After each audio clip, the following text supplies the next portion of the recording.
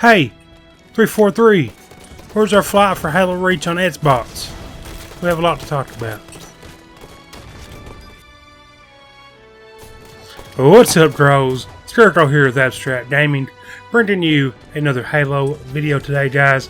In this one, we're going to be looking at the new development update for Halo Reach on both PC and Xbox.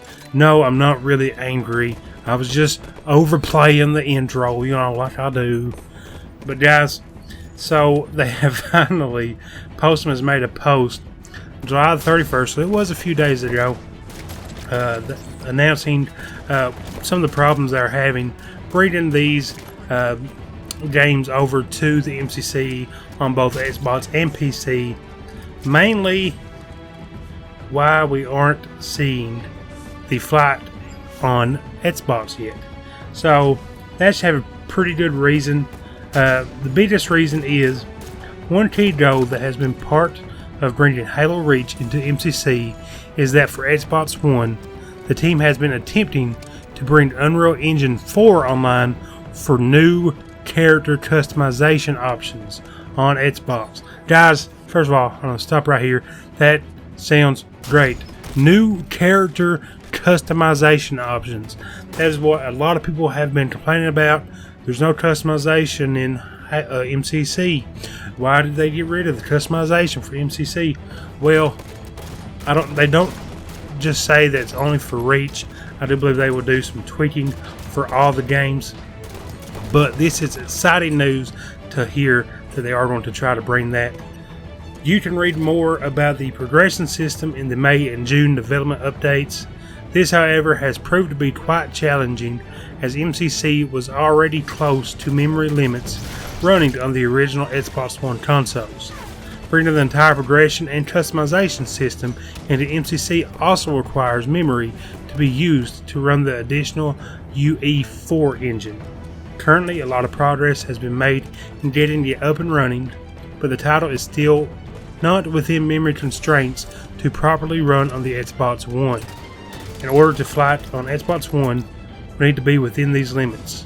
Otherwise, instability will be an issue. So, they're having problems because everyone knows the software on console, on PC, they all use, how would you say this, memory?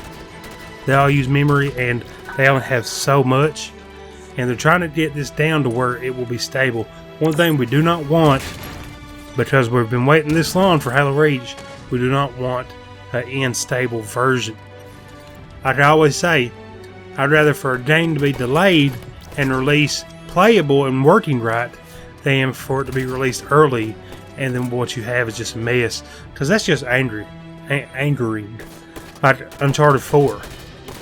Or not Uncharted, Battlefield 4. I looked forward to that game for a long time and it was awful at launch. But now the game that we have now is fantastic and they should have just took the time and waited. But a lot of games release with buds. But the less buds it releases with and the more stable, the better the product we will have and the more enjoyable we'll have. And honestly, 343 needs us to enjoy their game. A lot of people aren't fans of 343. I myself am not the biggest fan of 343. I've not cared much for their Halo games, Halo 4, Halo 5. They're okay. I have been playing quite a bit of Halo 5 recently because I found someone to play it with, thankfully. They do have a few buds here and answered a few of the community questions. So someone said there's some bugs popped up for HCE and wanted to know what 343 was doing to fix it. And they Postman does say they are working and have been working several months on these bugs and are trying to get them fixed. But they will not be able to get all of them fixed before CE releases on PC. But only because they haven't found all the bugs, and they do expect that the community will find more and they will continue to tweak and work on those.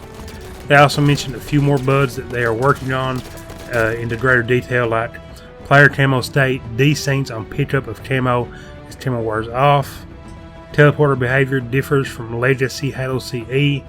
There are differences between the original HCE maps and MCC HCE maps.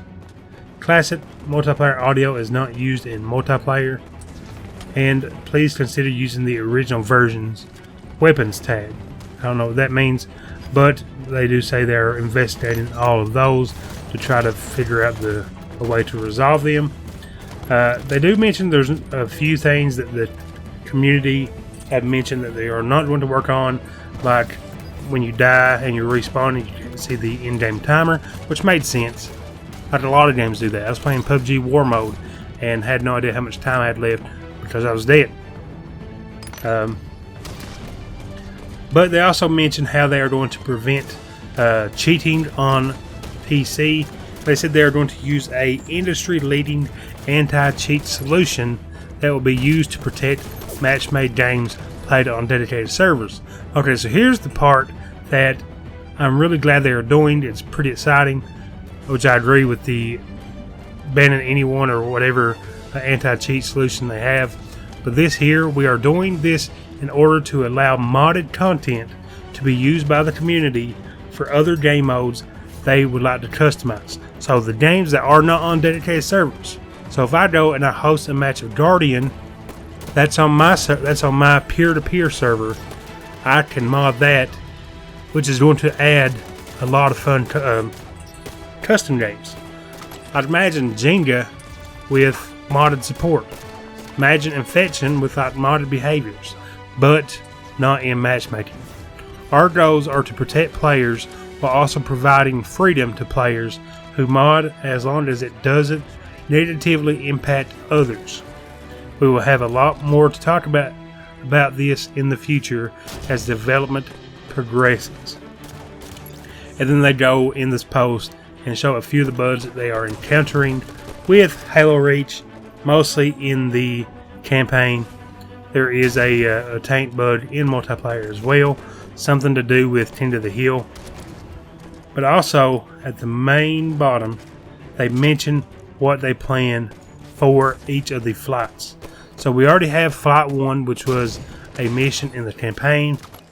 Flight 2, which they are calling Fire Flight, will be a firefight flight. That's why it's so hard to say. That's why they call it Fire Flight. And the third one will finally be PvP and multiplayer. So we kind of have a roadmap for everything.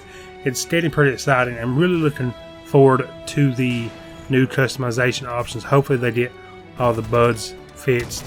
They said there are still, until the team has an adequate solve for this unique issue, flighting on the Xbox One will be continued to be delayed. That being said, the team is pushing hard on a solution as they want to flight the Xbox One build as soon as possible. Until then, though, flighting will continue to remain solely on the PC build. The reason PC doesn't have this problem is it's not limited like the Xbox is. They can use as much space. You know, they have a minimum requirement. So as long as it meets that minimum requirement, then they're good on the PC. For the Xbox, they're having to tweak it to try to get it within that memory constraint. But guys, comment down below, what do you think of these updates? Are you really wanting to play Halo Reach and you just can't wait no longer?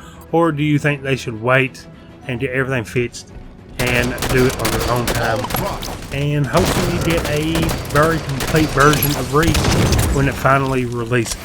Let us know in the comments down below. We'll try to reply to each and every one of you. I love talking with you guys. You guys are awesome. But guys, I think this would be the perfect time to end the video. If you enjoyed it, please like and subscribe. Hit that bell so you can be one of the first to know exactly when we upload. And like always, guys, God bless. And don't forget to wipe